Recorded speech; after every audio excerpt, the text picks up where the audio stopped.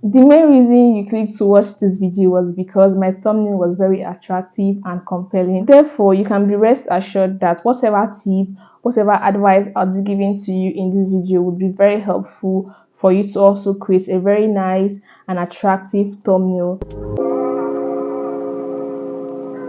Hi guys, welcome to my channel. My name is Matafra and I am a growing YouTuber who is interested in fashion. I also share a lot of very helpful tips about content creation as well as personal growth and development. So if these are things you're interested in and if you want to be part of the community, then get subscribed to the channel. The main reason why your content might not be doing as well as it should be might be because your thumbnails are bad. Over the time, I have realized that a lot of people actually overlook the importance of having a very good thumbnail. You might have very nice content and videos and very informative and valuable content, but if you do not have the right thumbnail that can entice people and compel people to actually watch your videos might not do as well as they should. And so, having seen that this is a major challenge among YouTubers, I decided to come on here to share helpful tips on how you can create very good thumbnails for your videos. So guys, in this video I will teach you about the fundamental parts or components of a good thumbnail. Also, I will take you through the process of creating a thumbnail. So first of all, let's talk about the different components of a thumbnail. I believe that a good thumbnail should have 4 essential parts, which includes the image, your text, objects or symbols, and lastly background. So let's talk about image, which is the first component of a thumbnail. An image is one of the very essential parts of a thumbnail. Let's say I'm someone who wants to learn how to do my makeup. So if I go on YouTube and I actually want to learn how to do my makeup and I see 2 contents, one has an image of a lady that has very nice makeup on and the other content has only text, say how to do your makeup yourself, and then this other content also says how to do your makeup yourself but also has a picture of someone that looks very beautiful. Without any doubt, I'll rather click on this thumbnail that has the lady with a very nice makeup than click on this other thumbnail that just has text, because I am more convinced that this content is going to give me more value than this content, if that makes sense to you. So that is the power of adding images to your thumbnails. Images have a way of invoking emotions and they also have a way of compelling people or convincing people to actually click to watch a video. Sometimes they can be in form of action images like these thumbnails you can see here. The pictures in these thumbnails, I'll refer to them as action pictures because they sort of compel you to click to watch a video because of the expression, because of the action that the person is taking, because of the facial expression. The next part of a thumbnail that we'll be talking about in this video would be text, and this is also a very important aspect of a thumbnail because a thumbnail without text does not effectively pass information that it should. So if I want to learn how to edit on Canva and then there are 2 thumbnails, so let's say these 2 thumbnails actually have people sitting in front of their computers and then they have a Canva logo on it, but there's no text in this thumbnail, whereas in this other thumbnail there's a text saying learn how to use Canva tutorial or whatever. So this thumbnail makes me understand what this video is all about, whereas this thumbnail just have a picture and a logo without properly telling me what the video is all about. The importance of adding text to your thumbnails cannot be overemphasized.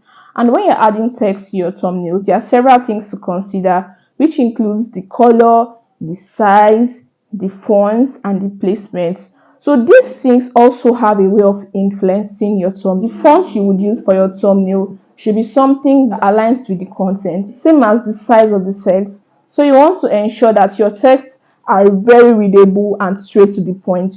You do not want to crowd your thumbnail with too many texts that makes readability almost impossible. People often do not even want to read a lot.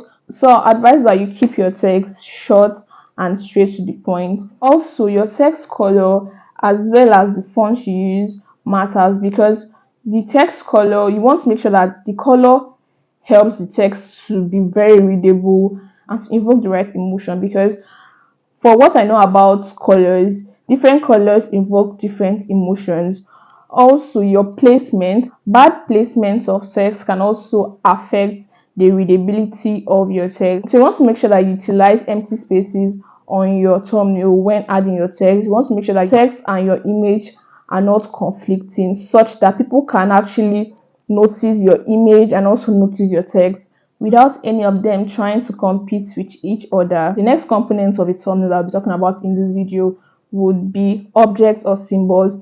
Over time, I have seen people incorporate these into their thumbnails, and I've seen how this works. I've also noticed that sometimes people replace images with objects, like what you have here, here, and here. Surprisingly, this type of thumbnails actually do very well, because although there is no image of a person, the symbols that have been added to these thumbnails has a way of still conveying the message that is supposed to, still has a way of playing the part that an image would probably have played, and just also gives more clarity as to what the content is all about. You can also add symbols to thumbnails that have images and text. I forgot to add this about adding images.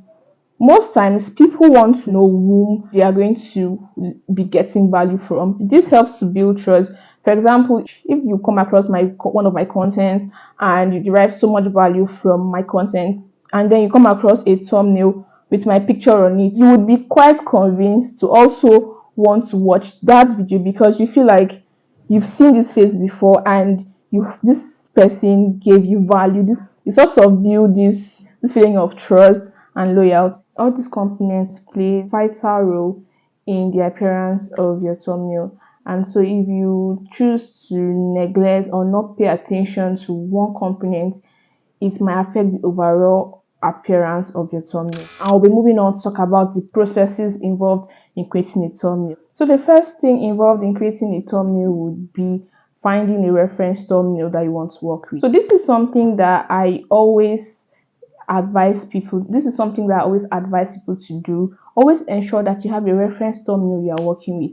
This is because having a reference thumbnail acts as a guide to you creating your thumbnail. Once you know what you want to create, it will be easier for you to actually create it. And you can simply go on YouTube to find thumbnails that best suits kind of content you are creating, or best suits your aesthetics. All you have to do is just get the thumbnail you want to use and get it saved on your phone, so that whenever you're ready to create your thumbnail, you can just go to it and then make reference to it and then use it to create your thumbnail. Also, I would like you to note that your thumbnail must not be exactly the same as the reference thumbnail. However, there might be various similarities. However way you would like to replicate or recreate the thumbnail is solely your decision to make. After getting your reference thumbnail, the type of thumbnail that you want to recreate might help you to know how to take your pictures. Taking specific pictures for thumbnail is a very important process that I feel like most people overlook, because they feel like they can just go to the video they've made and take screenshots and use these screenshots to make their thumbnail. As much as this works, it cannot be compared to a deliberate act of taking pictures for thumbnail purposes. The outcome, the overall appearance, the facial expression and body language is also something to consider when taking pictures for your thumbnail. So when you are done getting your reference thumbnail and you've also taken pictures that you want to use for your thumbnail, the next thing to do is to go over to Canva to create your thumbnail. If you want to see how I practically created the thumbnail that I used for this video, kindly check out this video and I'll see you there. Bye.